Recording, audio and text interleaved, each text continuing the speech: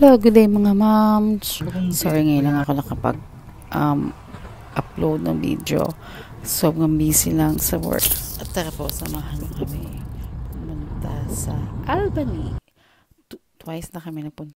Last year lang, April, nagpunta na kami sa Albany. Pero nabitin kami kaya nagplano kami ulit pumunta ngayong taon. At ayun, buti na lang, mayroon pa ako nakuhang booking. At ngayon, samahan nyo kami at makita kung gaano kaganda ang Albany.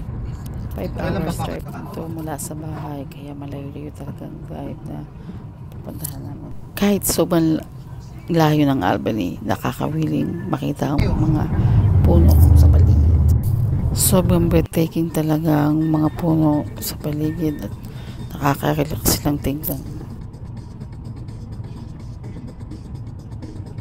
At mag-stop over muna tayo. Ayam ng bata, kain ng Pringles at ang sarap na sarap siya.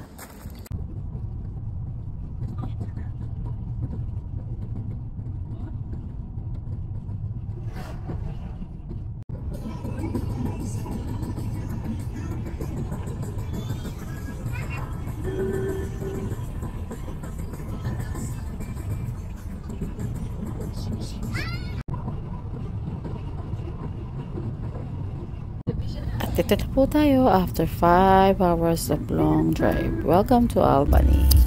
At ito ang aming tutuluyan sa 3 days. At ito ang Albany Holiday Park.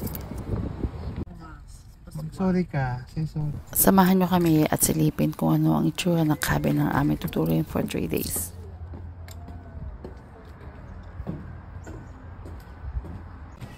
Ito siya sa loob. May dalawa siyang kama. Siya ay bunk bed. At yan ang sofa.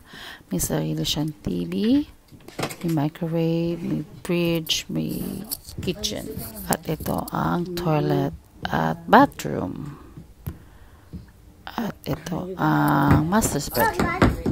Ayun ang bata. Hindi pa din napapagod kahit gabi na. Sobrang kulit pa din talaga niya. Kinabukasan na kami na Marshall kasi pagod na din kami kahapon, kaya ngayon kami pupunta dun sa may wind farm. At si Jonas hindi talaga pumayag at hindi siya naglalaro dun sa playground, kaya bago kami umalis nag-aya muna siya at mag-play daw siya.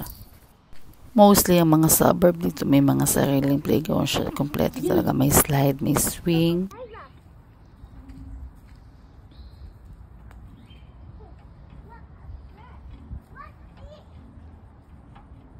At ayan, umakit na siya, hindi talaga siya natatakot, talagang nag-i-enjoy siya sa ginagawa niya.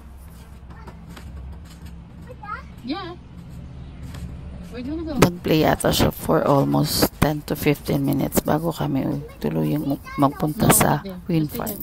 At hindi talaga papayag at hindi niya nagagawa lahat ng dapat na gawin dun sa park.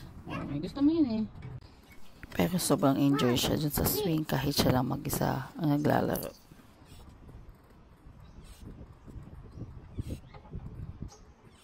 Sabi niya last ride na daw, pupunta muna siya sa Siso bago kami umalis.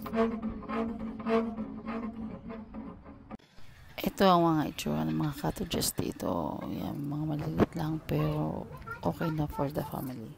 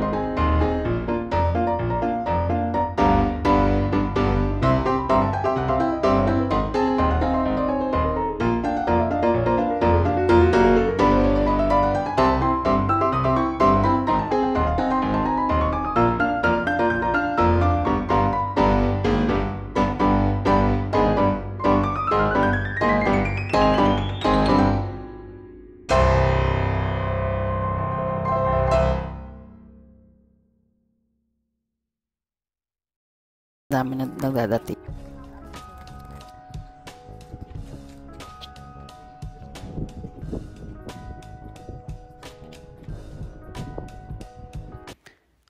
Thank you for watching. Please follow and share.